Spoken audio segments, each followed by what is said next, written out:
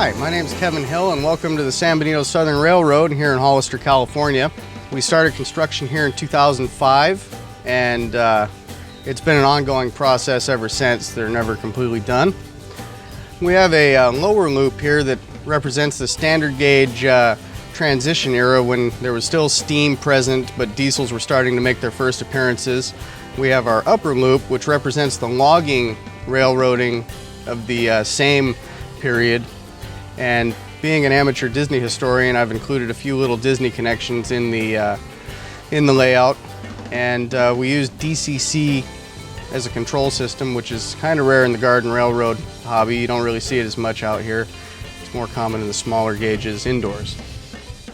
We're going to start in the town of Pinos here on our lower loop and take a look at some of the standard gauge operations. You'll notice the movie theater in the town features movie posters that are all of the Disney films that were released around the period that we're modeling here.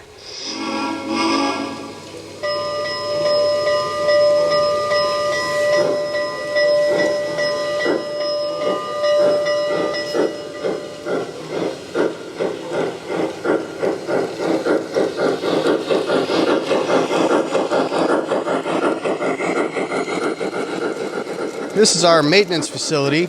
As you can see, it's blue flagged. We have to be legal with the FRA about.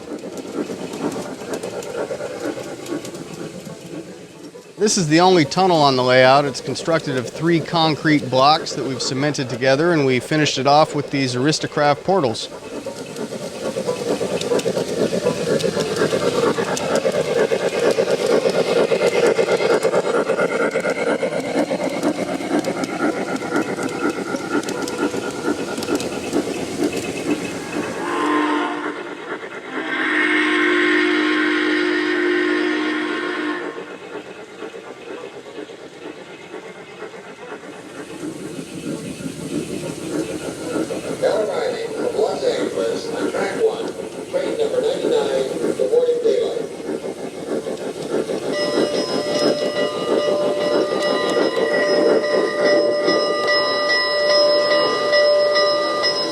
To Salinas.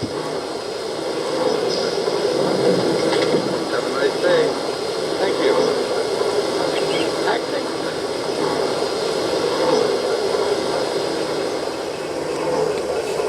Welcome aboard. Ticketed passengers only. Let me help you with your bag. Porter. Thank you.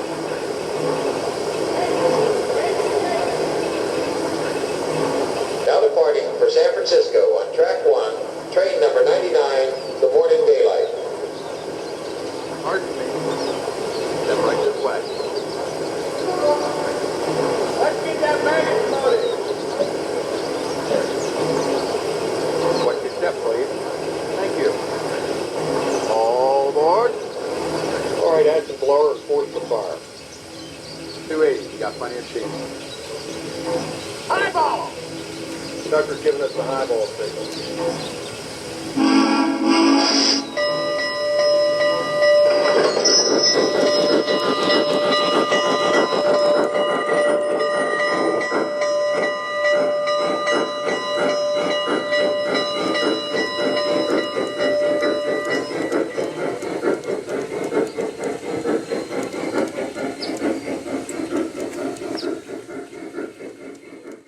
This is the Nevermind, our dolomite mine here on the railroad. I recently came through and rebuilt all the portals on the mine shafts with lumber that I harvested from the Capitola trestle on the Santa Cruz and Monterey Bay Railway.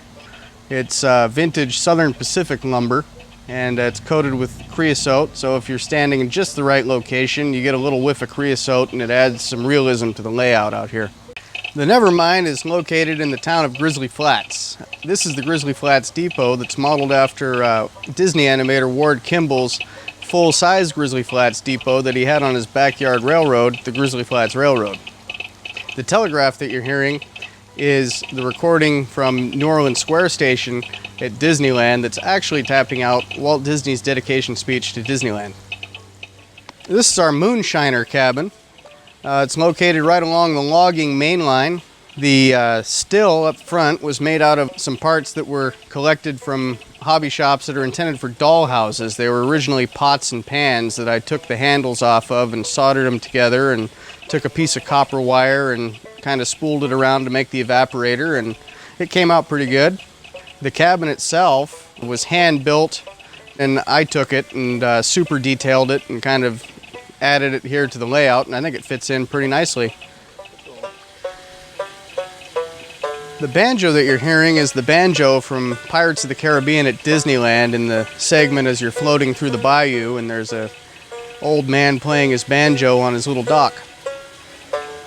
The sound system is a CD player that's hidden and runs to a little speaker, and it just sits there and plays on repeat all day long. I found that was a very easy way to add little sound effects to the buildings here on the railroad.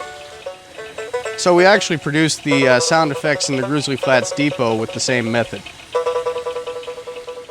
This is the Dark Creek sawmill, where all of the lumber that's logged out of the area is cut down into boards. The siding in the distance is where the logs are offloaded to the sawmill to be cut. This is our little river. At the base of the river, underground, we have a 30-gallon tank that holds all the water with a submersible pump in it. The water gets pumped to the top of the hill through a 1-inch hose that then splits off into a piece of PVC pipe that we cut a slat in to evenly spread the water out across the top of the river and make a sheet rather than just water coming out of a hose.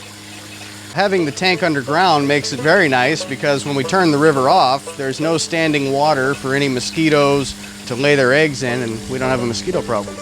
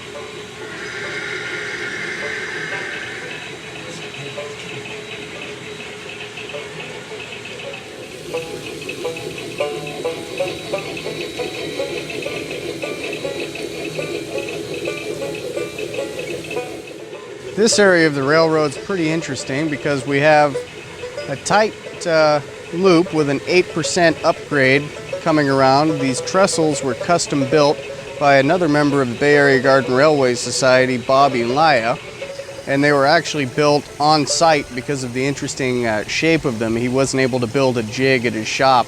He actually had to come out here and build them on site.